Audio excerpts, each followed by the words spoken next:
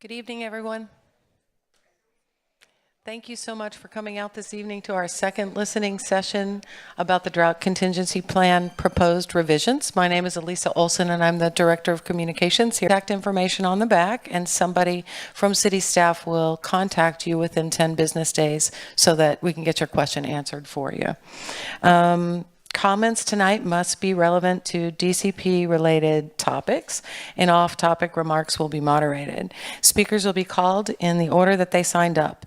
Each speaker will be given 2 minutes to speak. This was determined based on the total number of participants who signed up and the total length of the session, which goes till 7 p.m. Please state your name and city at the beginning of your comment, and each person may speak only once. We do have a few rules of decorum to go over. We're here to engage in respectful and constructive dialogue, so please maintain courtesy and professionalism while speaking. Disruptive behavior from the speakers or from the audience is not permitted, including loud, profane, or obscene language. And please refrain from any disturbing noises, demonstrations, or anything that's going to be disruptive to the session and keep people from being heard and being able to speak.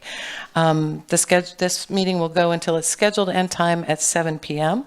And with that, I would like to introduce Mr. Drew Molly with Corpus Christi Water. Thank you, Elisa, and good evening, everybody, and thanks for being here today. We really appreciate the turnout, and we certainly appreciate the input that the community has.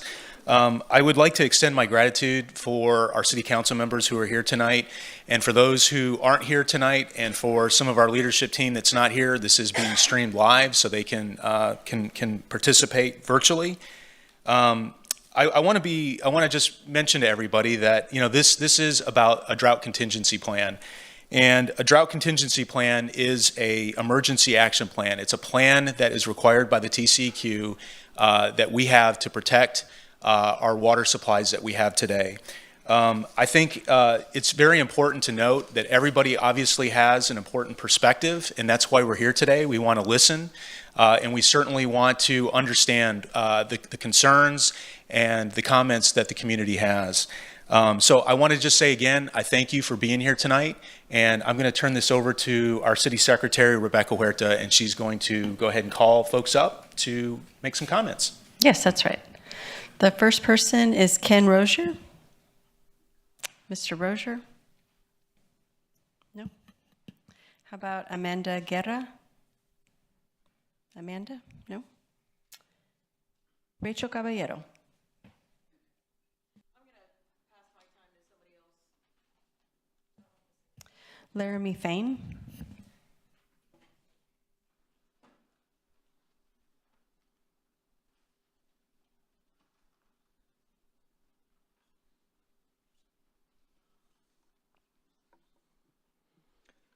Laramie Fain, Corpus Christi, Texas. Just a few things. I think it should be transparent how many users are currently opted into the drought exemption fee and what the breakdown of that fee looks like. Is that a flat rate percentage? Is it per water used over a certain amount? And that number needs to be compared to their net income, right? They're profit-driven entities, so until you implement a mechanism that cuts into their bottom line, they're not going to curtail their usage. That's just economics, that's business, right? We also need a quantifiable trigger for stage 4 that should not be left up to the discretion of any one individual as to prevent any potential conflicts of interest, right?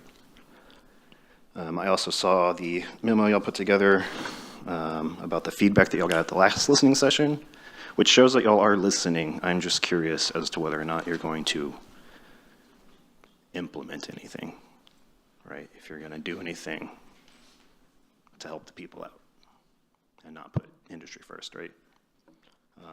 And then, could I give this to you, Drew? Cool. Appreciate it. Thank y'all. Thank you. Next is Ale Cota.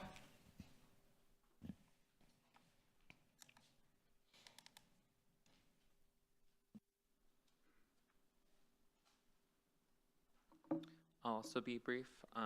Also here to say that I would like a resident first approach to the DCP.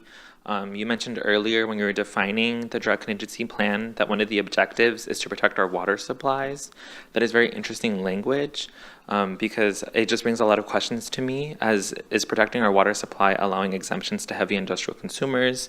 Is protecting our water supply punishing and decentivizing water conservation? For example, the current for-profit model that we have right now for the DCP essentially penalizes conservation, because if we're trying to conserve water to avoid a drought, then how are we going to make money off of water usage when the heaviest industrial users are paying almost nothing for their water consumption, despite millions and millions of gallons are being used every day, while households, regardless of size, have a limit of 7,200 something, correct me on that number, but it's definitely not at the extent of which these industries are using.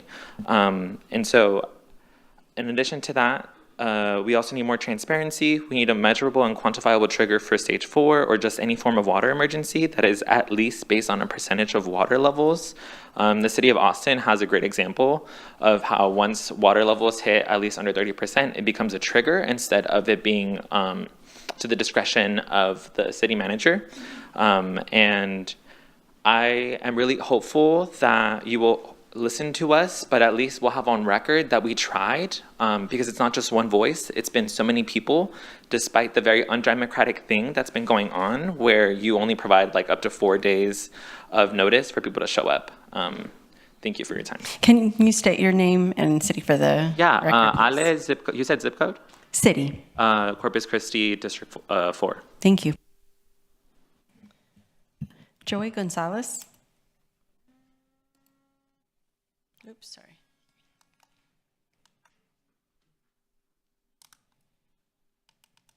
Hi, Joey Gonzalez, District 2, and it's Gonzalez with an S. Every time I get these, what I said, you're misquoting the wrong person.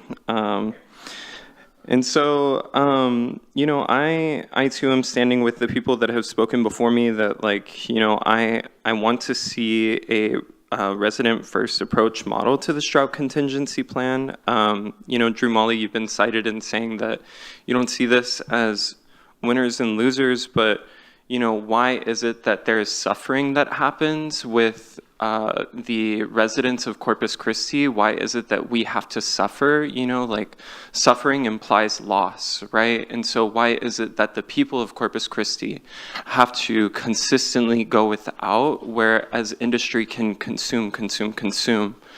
And I think that that is a very unfair appropriation of our water, as we know that this is a finite resource, right? Like, this is something that we will not be able to get once we use it all up. And so us constantly selling out to industry in this way, like, I think we are painting a picture of winners and losers. And so if we are going to sit here and say that there are no winners and losers, and that there are people that go and get more and there are people that get less and go without, then I think that that is you're playing word surgery. You're just saying something to get you, to get the fire to be lessened under your feet. Because I think that at the end of the day, this department is really being upholding the industry users and not really being fair to the little guy, to the residents. And you know what? Turns out when there are a lot of little guys around,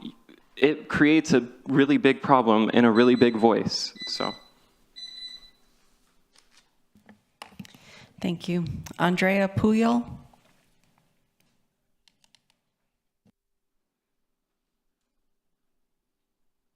No. How about Amanda Breland?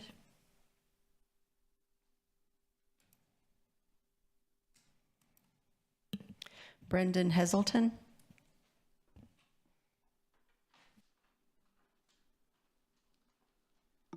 Hi, Brendan Heselton, District 4. Unlike a certain council member insinuated today, I am not a paid staffer, and I don't work for an environmental group. I'm just a fishing guide. So and I have a very deep love for our coastal resources.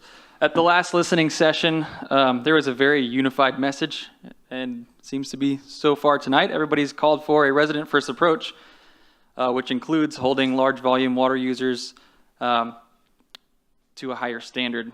They must be made to curtail usage, and the non-mandatory drought surcharge exemption fee must be repealed. I actually have some policy and legislative suggestions regarding this, and I would love to speak with somebody and field some of these ideas, but I reached out to you, Drew, last week, and my email went unanswered.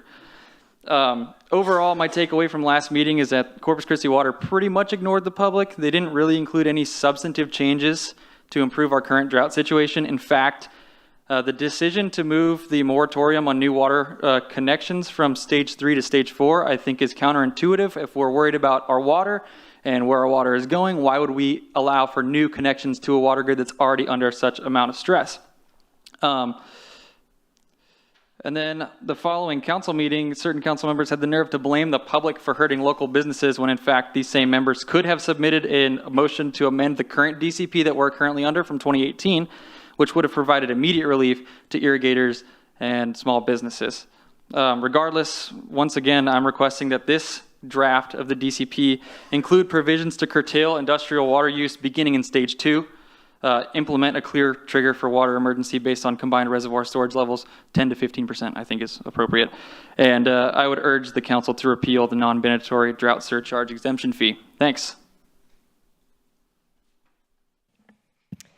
Thank you. Next is Isabel Araiza.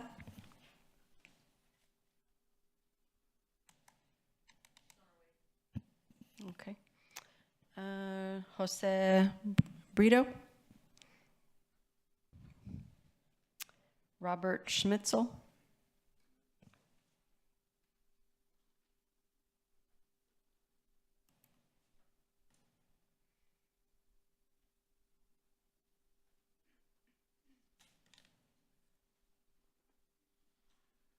My name is Robert Smitchell. I live in District 5. I am a licensed irrigator, and I am president of ABC Irrigation, Inc. On behalf of all of us at ABC Irrigation, we support the passing of the Drought Contingency Plan. It is a critical step towards securing our community's water future. Implementing proven efficient irrigation methods will help sustain resources while balancing the needs of residents and businesses. I'd like to thank the Madam Mayor, City Council, Mr. Zanoni, and Mr. Molly for your time, leadership, and commitment to responsible water management. Thank you.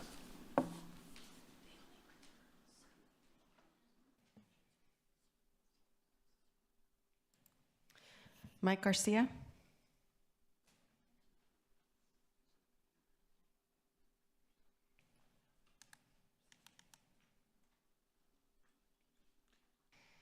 Good afternoon, Mike Garcia, 360 Landscape and Irrigation. Wanted to thank Drew and all his staff for joining us and having this meeting with us. I just want to say that I urge the City Council to move forward and pass the plan as an irrigator, as an owner and responsible citizen of this great city of ours. Not only am I supplying for myself and my family, but the families that we employ. Have one of my members here today, one of our workers, actually worked all day and got over here to the meeting, so I really applaud him for that. There's other individuals here in the room tonight that are here for the same reason. We need contingency to pass so we can get back to work. We know that we are in a situation where we're all in this together, and it's pressing on all of us, but I just want to thank the mayor. I want to thank City Council for taking this up this coming week, and let's get it passed. We need to continue to keep our good companies, our licensed irrigators, our nurseries are represented. Everybody's in the mix together. We need each other, and we just want to say thank you for all the hard work you're doing, Drew, your team, and we are just looking forward to working together to get to the other side of the drought. Thank you very much.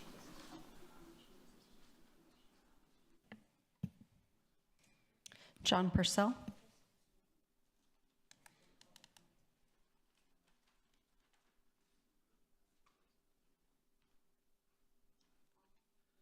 John Purcell, District 4, Corpus Christi. Well, here we are again. Is it really going to matter? Is this just a formality? Is it already a done deal? You're going to let industry get away with whatever they want to get away with, even though they're the #1 water user by far, and we are the minority water user by far, yet you keep putting the burden upon the public, and it's just disgusting. It's inexcusable. It's beyond inexcusable. I don't even know if there's words in the English language to describe it, the way the public's been sold out to industry here. Totally sold out to industry. And I'm so sick and tired of hearing the excuse about jobs.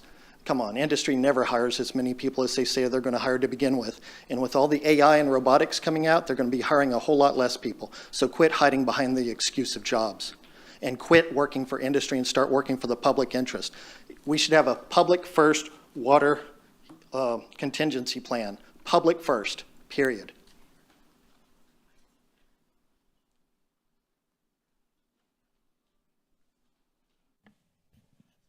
John Weber.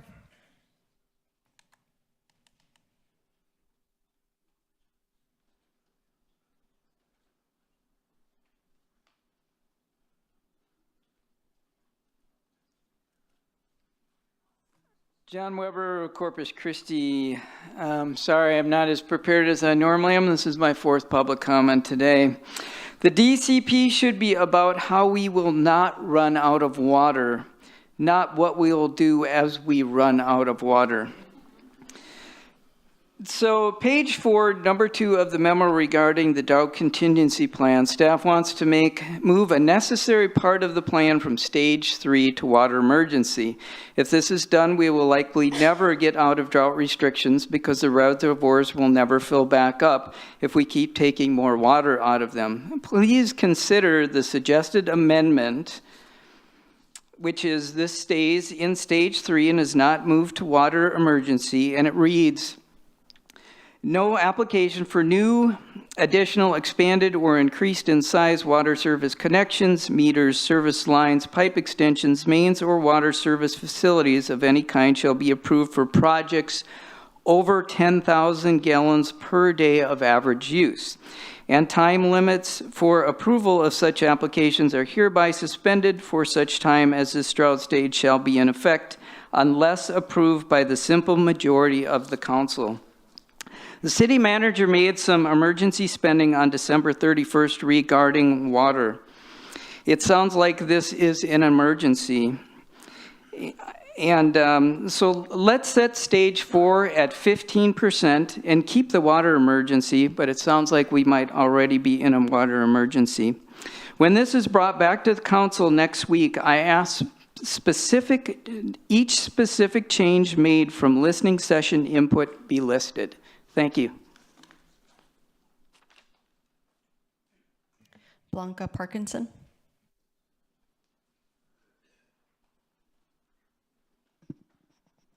Do I have to state where I live? Ma'am? Do I state where I live? Yes, name and city. Blanca Parkinson, Corpus Christi. On the drought contingency plan, this stage 4, it's very vague, other than we're going to run out of water or something like that happens, and there's nothing really in there as to what that looks like for the residents. Also, the limiting of connections in stage 3, moving that to stage 4, we should leave it in stage 3. I mean, if we can't take care of what we have, why would we continue to add connections and deplete water even more? That makes no sense. And then finally, on the drought exemption surcharge program, we really need that removed from the drought contingency plan. We need it removed from, we as residents, as ratepayers, as small business owners, we don't have a safety net at this point because Corpus Christi Water has failed to execute on any of their proposed water projects. None of them. I've been watching for years. I know people have been watching for much longer. And so they sold our water and they didn't ever add sources. So we continue to share our water, the same sources, with large volume water users who are depleting the water resources. I mean, it's very simple. We have no water, they're taking it all. They should share and they should pay their water bills. Our water rates are unstable because they don't want to pay their water bills. They're suing the city, they're fighting the city. And that's not going to be determined until October of this year. So we have an unstable water policy. We have water scarcity. We have new resources that are unstable. There is no stability. Removing the drought exemption is the only safety net left for residents and small businesses. That's it. That's all the water we have. And it's very insincere for politicians to be fooling people into thinking that a change in stage 3 is going to be effective. Stage 4 is coming in May. Beth Zurich.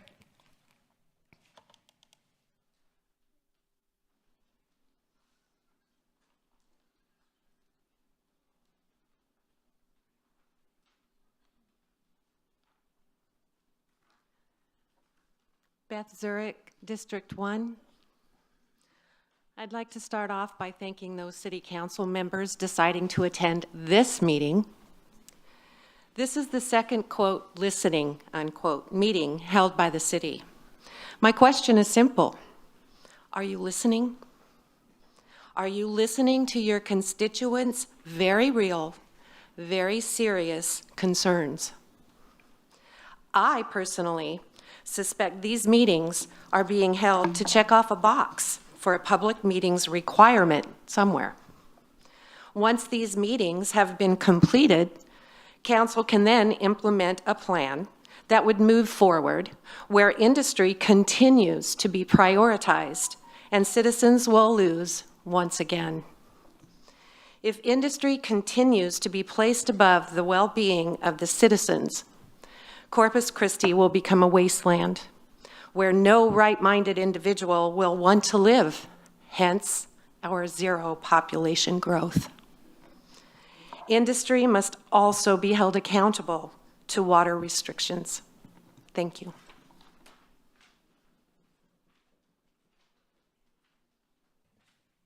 Sylvia Whitworth.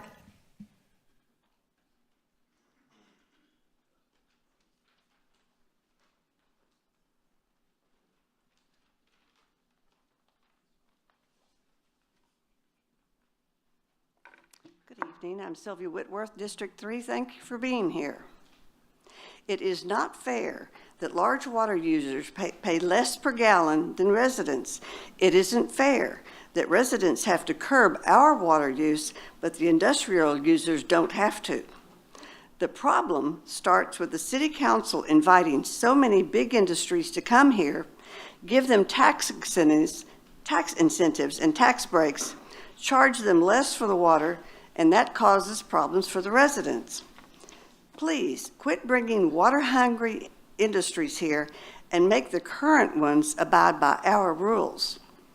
Also, since the residents only use 15% of the water, we can be cut off completely and not solve the problem.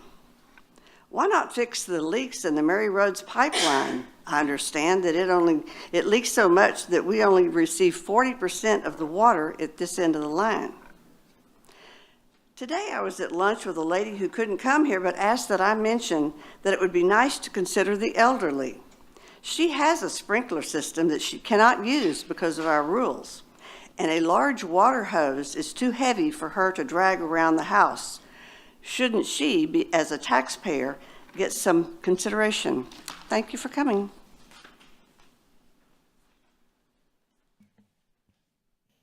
Miguel Abacia.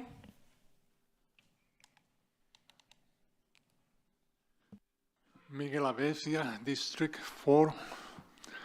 I'm the owner of MN Landscaping. I've been doing landscaping in the Corpus Christi area for the last 43 years. Back in 1987, we had a similar situation where we cannot irrigate. Back then, I had 92 houses there. I mowed and 5 apartment complex. But back then, I had to lay off all my workers, including my father.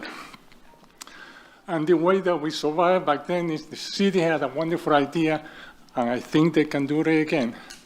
They put a pump in the sewage recycle area, and they're allowed everybody to go fill up a tank with recycled water. That saves a lot of jobs. It saves a lot of foundations and a lot of grass. I hope we can do that again. It will help out. I remember even one of the irrigation companies will fill up the tank there, and then we'll go to his houses where they attend and pump through the irrigation recycled water.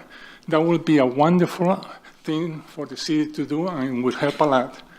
I still have a little bit time. The reason that we have not had a situation like that since '87 is because we had a wonderful mayor, Mary Rose, that she fought against everybody to make that pipe. She was ridiculed, making fun. Actually, people were saying, because that pipe in the beginning had so many leaks, they put their name to ridicule her. But she had the vision. And thanks to that vision, it took this long to be in this situation. Okay, and I hope we have other situations where we get some more salt water. It's 4 years. Thank you very much, sir. We appreciate it. Hey, Rebecca, can I make a comment? Sir? I was going to save some comments till the end, but gentlemen, sir, you had a really good comment that I just want to let you know, because this is important. You mentioned something, and it's wastewater effluent that we are making available. In fact, this week, we've got a lot of wastewater effluent. It's called Type 1 wastewater effluent reuse, and that's available to the public at no cost. And so there's going to be, we have information on our website, and I'd certainly like to get your information afterwards to make sure that you've got knowledge about how to use that resource, because the city today, excuse me, is using Type 1 effluent, Type 2 effluent to water a lot of landscape. And in fact, the Parks Department is doing that today.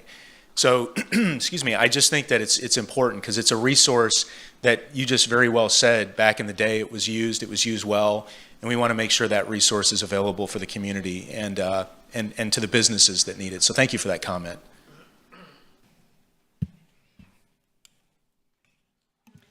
Thank you. Oh, sorry.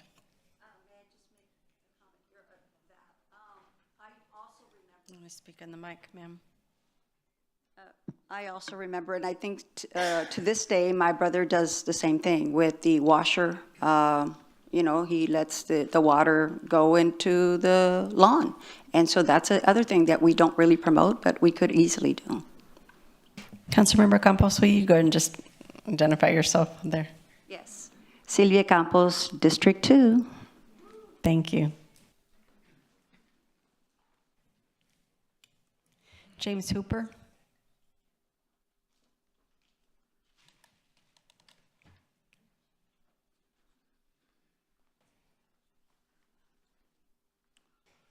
Good afternoon again.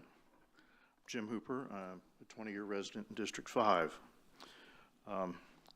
First of all, I welcome your comment that the drought contingency plan is an emergency action plan. But I'm concerned, having developed emergency action plans for other organizations, that we seem to be a little light on what kind of action steps are really going to be in line so that we are prepared to execute those quickly and without a doubt, without misconceptions of what they really are. I've been a visitor in a certain town in West Texas that will go nameless, where they reached a point where the lake they were drawing water from, they were pumping mud. I don't want that to happen here. That's what this plan should be helping us address, is how we avoid that. The Mary Rose pipeline, as we've heard, can't support the current water load as it exists by itself. We really need to rethink where we're going and how we're getting there. Last point, as I previously commented, the drought surcharge exemption fee provides very little financial incentive to large users to reduce their water utilization.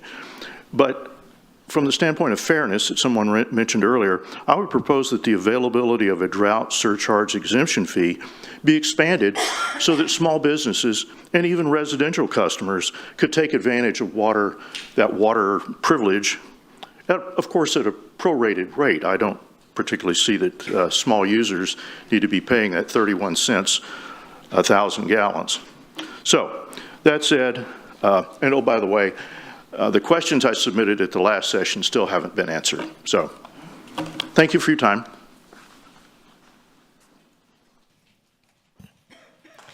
James Klein.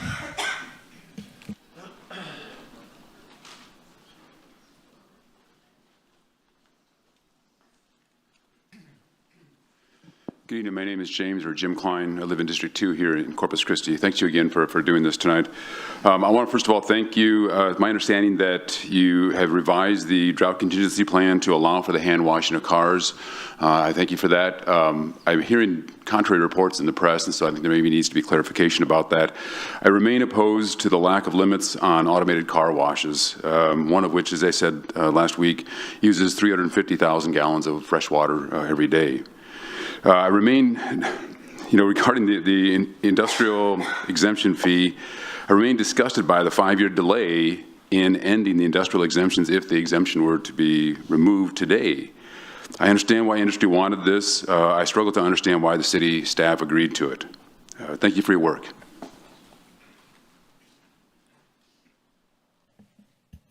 Tanya Bergstrom.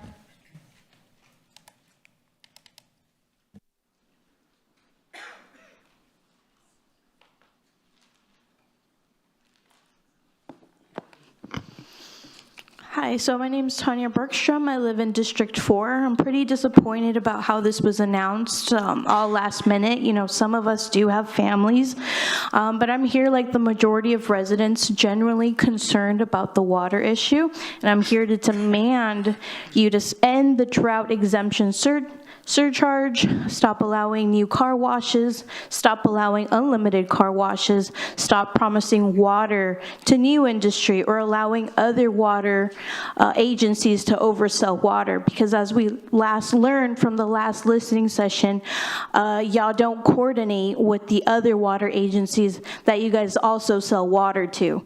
I can't believe I have to remind y'all, but when you guys make decisions, it's not to benefit a small portion of industry. Y'all make decisions that impact thousands, hundreds of thousands of residents. The city has successfully turned residents versus industry, and now we're here fighting for our water. I'm worried for all the residents of Corpus Christi, but also for my children and my unborn child right now. When you guys successfully ruin Corpus Christi, y'all can just leave, move to some of your second homes, take an early retirement, maybe take advantage of another vulnerable town, while we have to stay here and suffer for the consequences of the mismanagement. We already don't trust the city manager, so why give him more power? Don't let profit be what motivates y'all's decision making, because y'all have lives on your hands. Money is the root of all evil. We don't want to be sacrificed for industry.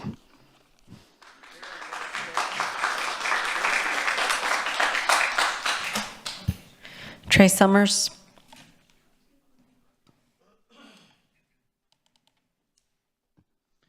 Good evening, Trey Summers, District 2. I'm a local family-owned home builder as well as a representative of the Coastal Bend Home Builders Association, and just want to come up here tonight and thank Drew and CCW and City Council and City Manager for taking this into consideration as we move into the proposal of the new revised drought contingency.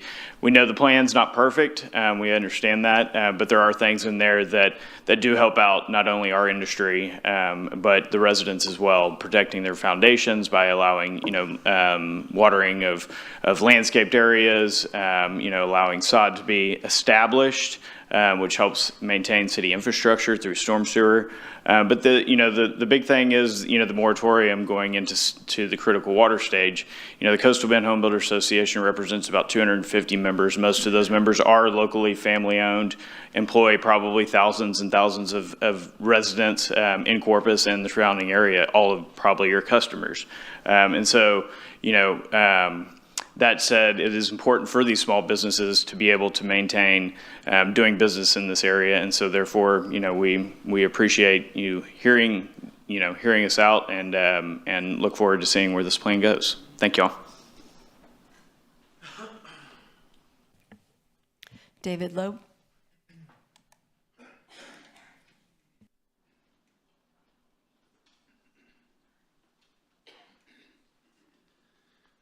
David Loeb, District 2. I'm not going to read it because it's 3 minutes, but I'm here speaking for myself, not on behalf of the college. I want to just comment at the start that the reason these are 5-year plans is because you're not supposed to be doing this in the middle of stage 3 drought.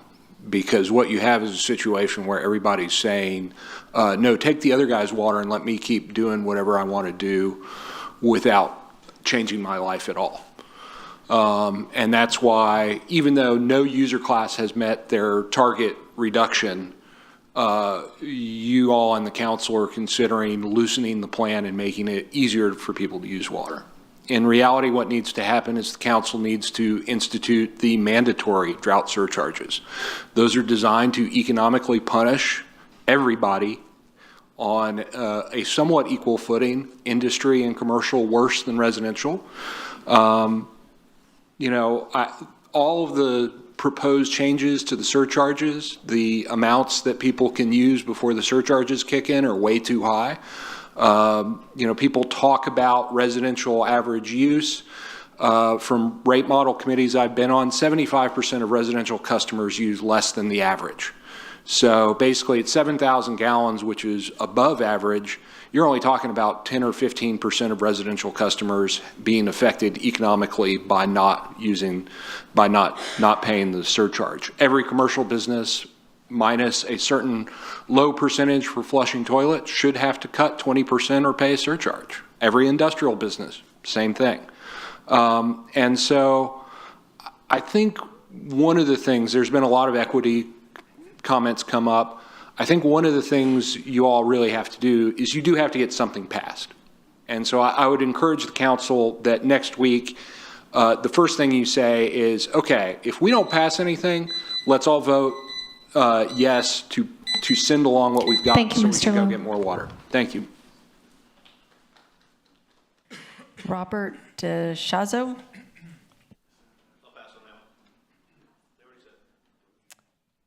Rebecca Elsner.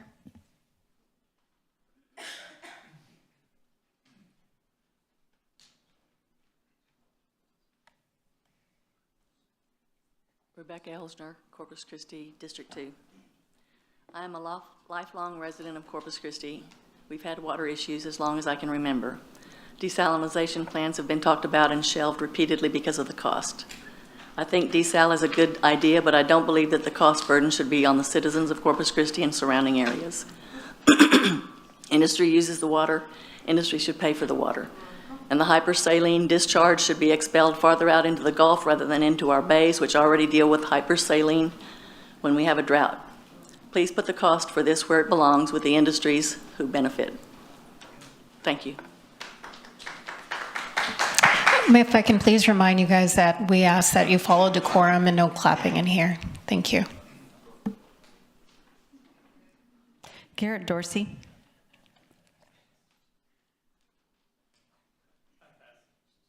You're not going to go? Oh, okay. Jesse Jenkins.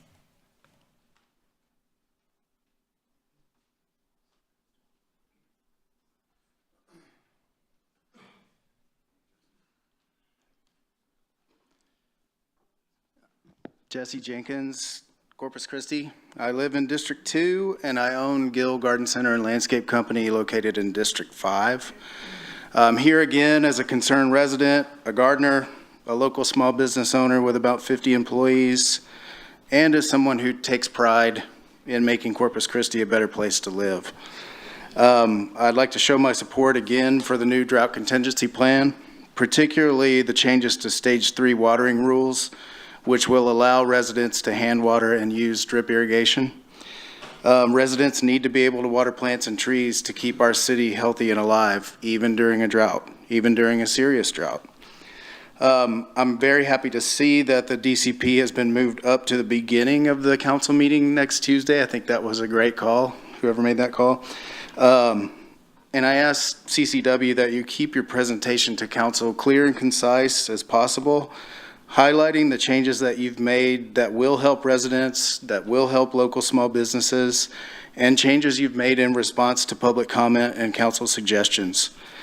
I'd also like for you to remind the council that this plan can be amended at any time.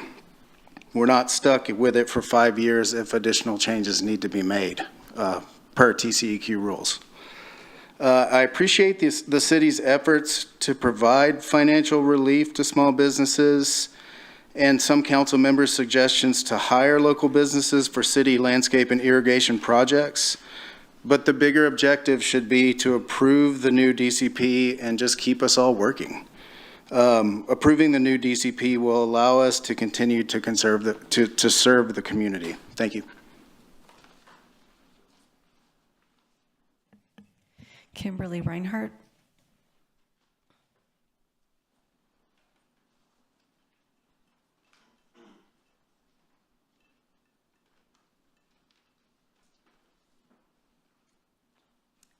Hello, Kimberly Reinhardt, District 2, Corpus Christi, Texas. You know, it's interesting coming right after the person who's speaking from Gills because I'm sorry, but I'm not planting any plants this year. I don't have water to make them live. Water has been an issue that's been important to me my whole life. I conserve water in every single thing that I do. Having said that, the idea that you're going to surcharge me for any reason or anyone else in this room is actually, again, I don't even have a word for what that is. The idea that industry brings jobs is a pointless way to look at the problem if no one will ever want to come here because our city is dead. We need the water. We need to be able to use it in our neighborhoods. I don't need to because I conserve, but should not have to think about filling buckets of water not to waste it when I'm warming my shower. Those are things that shouldn't be part of what we need to do as residents, but instead, you should look deeply into the industries who are using our water. There's no reason you can't figure it out, you know, very, very easily who and how our water is being wasted. We have machine learning to do that. It exists. In addition to that, you know, I just can't imagine why the city council, why the city itself doesn't have more incentivizing for us as citizens. I have 2 rain barrels. I'd be happy to convert my house over to brown water. I would be delighted to xeriscape and hire Gills to do it for me. There are so many options that you could present to us that would preserve who we are as a city and keep our city beautiful. Thank you. Allison Witt. Pass. Okay. Jessica Palitza.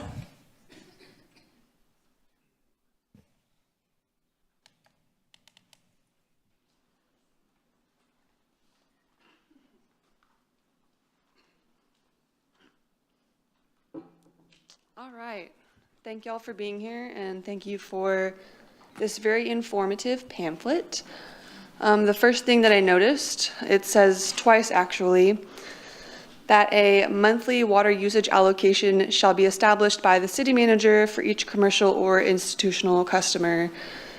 And I would like to propose an alternative that he not decide how much water the industries get, because I mean, you've heard from us, we don't trust him, and I know that it's a big economic decision and you'll have all of these things that you'll sign with the industries, but if there could be some kind of maybe like council input on those monthly water usages, just so that we can see, even for transparency's sake, how much they're actually being allocated.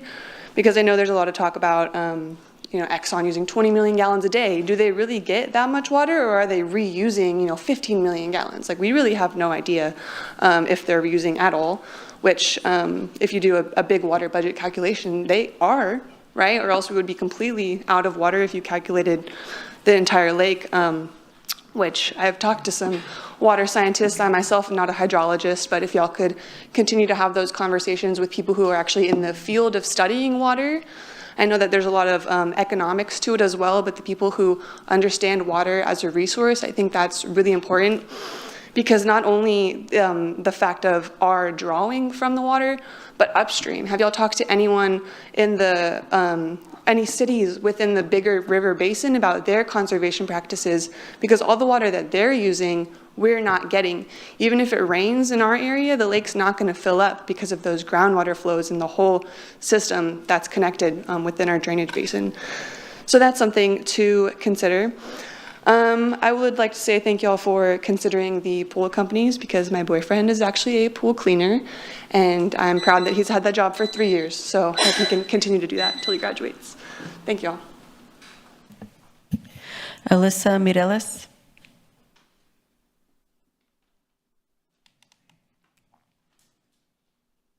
No, Alyssa Mireles. Andrea Puyol.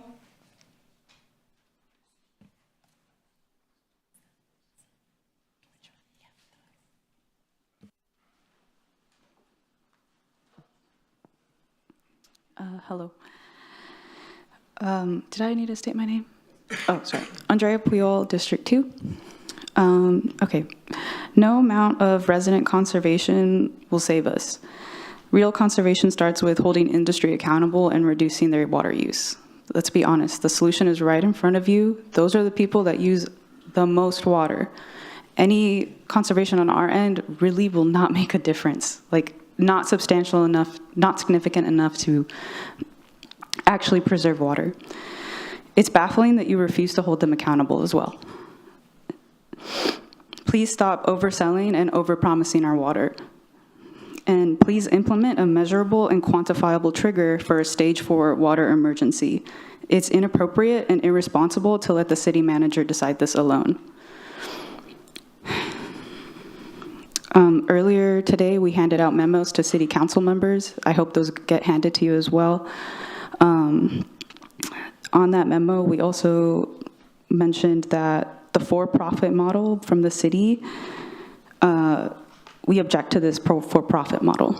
The city is projected to lose revenue from less water usage, thereby penalizing conservation instead of incentivizing water conservation by all users. The city should counteract this by removing the optional surcharge exemption fee for heavy volume water users and instead implement mandatory tiered pricing for high volume consumers. In section 16.9 of the DCP, it states pro rata allocation preparations should begin in stage 2.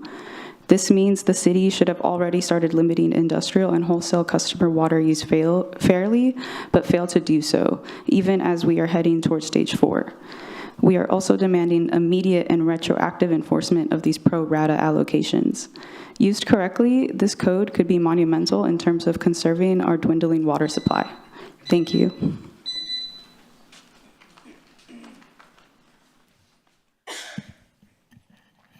This concludes the public comment. Drew Molly will finish us out with some closing comments. I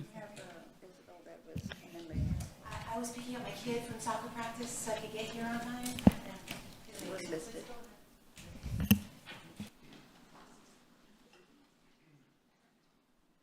I only had 4 days to try to rearrange my schedule because I'm mom too.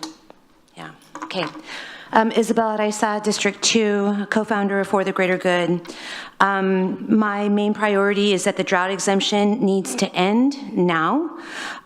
We actually created a petition in our group. I know most of y'all watch our page, so I know you're familiar with it. We have 586 signatures of people from the community that say that they want the drought exemption to end. We need as Andrea said, a measurable, quantifiable trigger for the failure stage. I would also like to see increased transparency of the high volume water users. I think the effort you make toward monitoring our lake levels, our reservoir levels, should actually also be directed towards the high volume water users and should be made public. We need to see what they're doing in terms of their water consumption. I really liked the idea idea proposed by Carrie Roberts-Meyer about monitoring the water that they're using and using that to assess like water usage, as opposed to have these general targets around 10% reduction, 30% reduction, especially with the high volume water users like Gulf Coast Growth Ventures, which actually has permission to use up to 20 million gallons a day, or is it 25 million gallons a day? I can't remember. Steel Dynamics, what, 6 million gallons a day, Flint Hills, Valero in the 9 million gallons a day level. Like we need to watch what they're doing, because they even can conserve a fraction of what we're expected to, or what we've been able to, could actually produce huge benefits for us as a community, because the water for us is for life. The water for us is for sanitation, for safety. Their water's for profit. And we also need to actually think about how we're recruiting all these high volume water users, because they're just gonna keep putting us in the same problem over and over again. And thank you.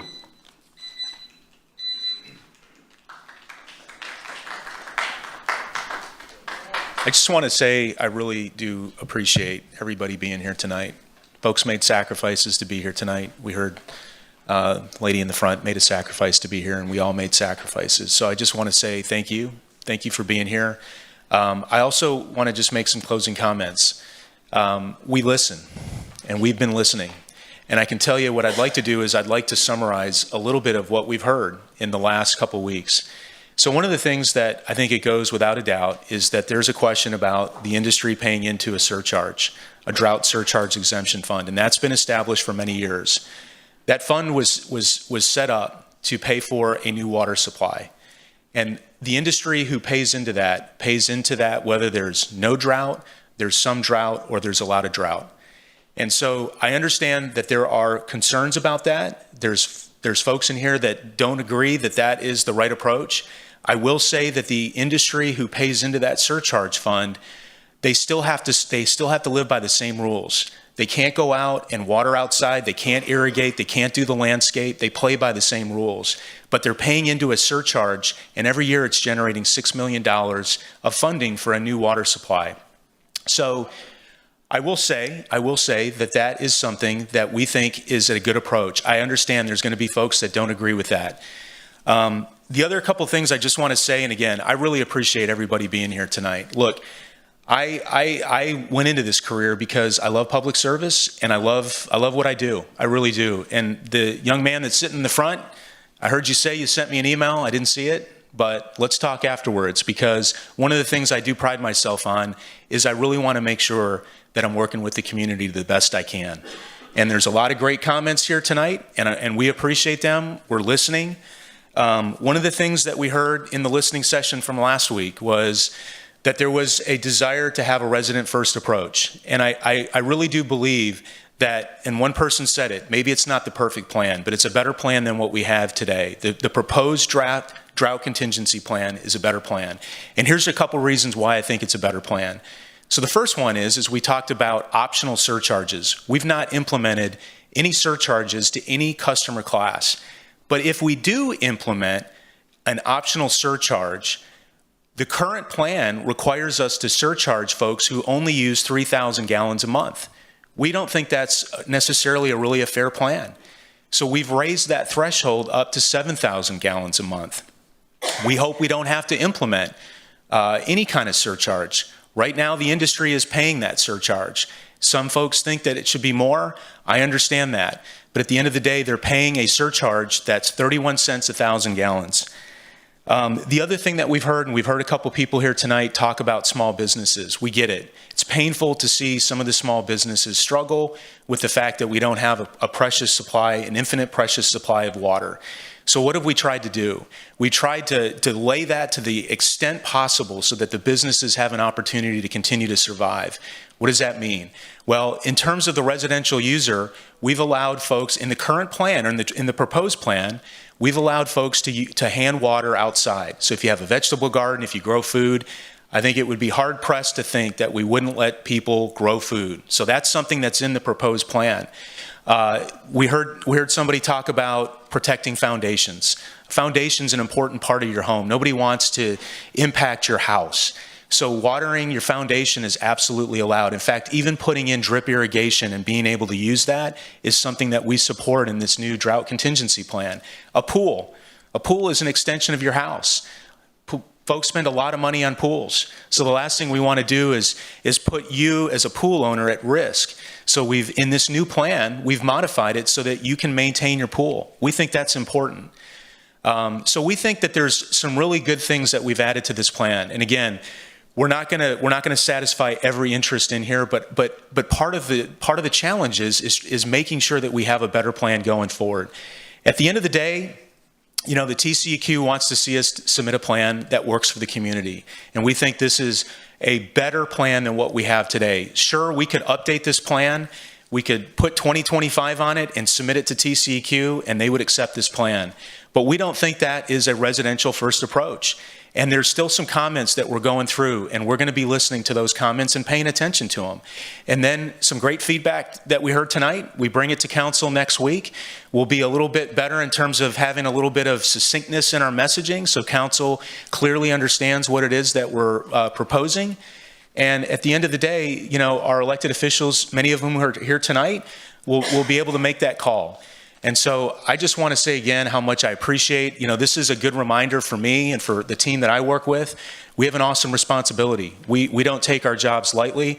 I know sometimes there may be a thought that we do, but we really do care. We really do care. So with that said, I'm going to close. I just want to say again, I really appreciate everybody being here tonight. I'm going to stick around. If anybody has some comments or questions, you can grab me. My staff up here is going to stick around for a little bit, and so we're happy to do that. Thanks, Elisa. Drew, I have a comment. Councilwoman.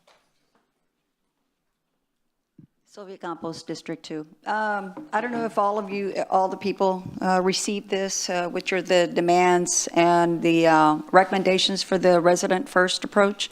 So if you haven't, because this was turned in to us just this afternoon, I think they've been trying to get it to us by email, but they were being blocked. So again, I thank you, Alyssa, for getting some of the copies made. But again, this is very practical, and if anybody wants a copy, I'm sure the city will be able to provide that copy. Thank you. Thank you so much for participating this evening. Your input is very valuable and we appreciate it. This concludes our program. Oh, one more thing. Oops, one more thing. There's going to be pizza in the foyer because, I know we're all hungry, so at 6:30.